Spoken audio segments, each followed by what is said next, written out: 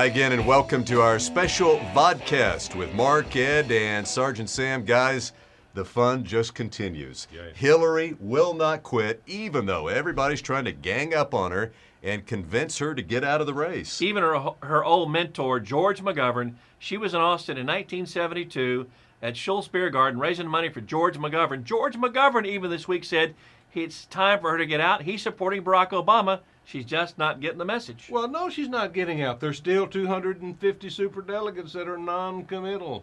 They're not going to commit because I have a feeling they're sitting back and saying, how can I get the most out of this? Well said, Rush Jr., Operation Chaos. And she's also hoping that there's something else like Jeremiah Wright that might pop up and give her more of a chance to win this thing. And don't forget Florida and Michigan. She's hoping something will come out of that those votes will be counted, which will cause more pain and more headache. Let's talk about that. At the end of this month, May 31st, the Rules and Bylaws Committee of the Democratic National Committee meets. Hillary controls that committee. The person who runs it is loyal to her, and a majority of the people on the committee are Hillary backers. She has the so-called nuclear option, which is to tell those folks, I want you to vote to seat those delegates from Florida and Michigan.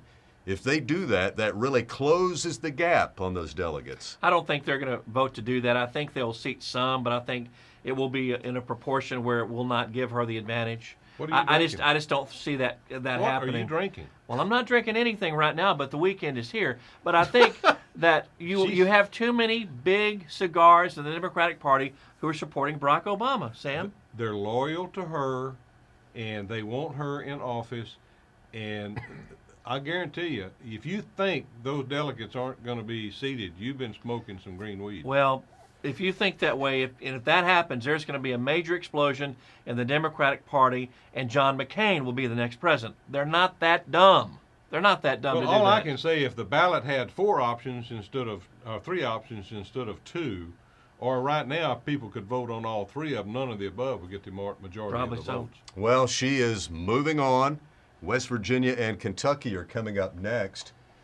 How big of a blunder did she make in USA Today this week when she cited an AP article that said Barack Obama is losing support among hardworking Americans, hardworking white Americans, folks that don't have a whole lot of education? Was that a super blunder on her part? I don't know if it was a super blunder because facts are facts. That's her base.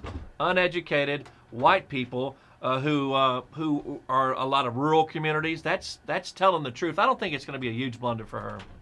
Well, Paul Begala, also, who is in her camp, obviously, said in the fall the Democrats cannot win if all they have are the eggheads and African Americans. Now, that's a blunder.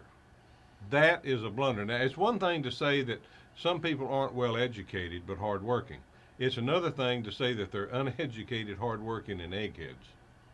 Well, by eggheads he means academics. Intelligence. He meant intelligence, academia. Which is what Barack Obama is winning. Among whites, it's the people with high incomes, a high level of education, and the African American vote. That's the core of Obama's. And everybody else that doesn't vote for him is an egghead.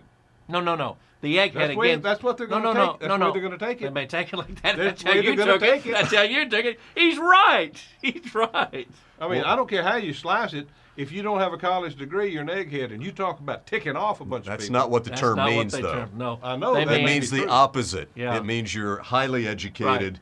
Right. You're elite. You're a snob. Right. You're a highly educated snob. Is what you're that an means. egghead. Yeah, but when you call somebody an egghead because they're not highly educated, not good. Are we getting anywhere with this? No. Okay. But that's how I take it, and that's how everybody else I feel like we're still doing the radio show here. I do too. That's the whole point. Meanwhile, John McCain is trying to plow ahead. He's picking up a little bit of fundraising support. He's trying to move forward. The big point this week for him was his speech about the kind of judges he will pick. Yeah. He's trying to win over the highly skeptical conservatives. He said, I like Alito, I like Roberts. Those are my kinds of judges. I don't believe him. I don't think he would pick those kinds of judges if he is elected, but he said it in the speech. And if they have a majority of Democrats in the Senate and the House, how on earth is he going to get those appointed? That's a good point, Sam. That's a very good I mean, point. he- Did he well- win the base over the skeptical he's- conservatives with he- that speech? He's not won the base. I just want to know how much money his wife has now. She came out this week saying she's not going to reveal her income tax. She must have a lot of bread Oh, she does. and a lot of beer. A Because lot of her beer money, yes. Beer and bread. Absolutely. My kind of girl. Daddy's beer money is He what probably it is. contributed to her wealth. I'd Not like this morning he didn't. I'd like to marry her. That's what I'd like to do. If something happened to McCain, well, can we cut that tape? I guess we can. Would you get him out of the doghouse? Let's wrap this Okay, up. let's wrap it up. I am the egghead now. I'm Mark Caesar with Ed Clements and Sergeant Sam. Thanks a lot for joining us. And be sure to join us on the radio every weekday morning, 5:30 to 10 on KLBJ.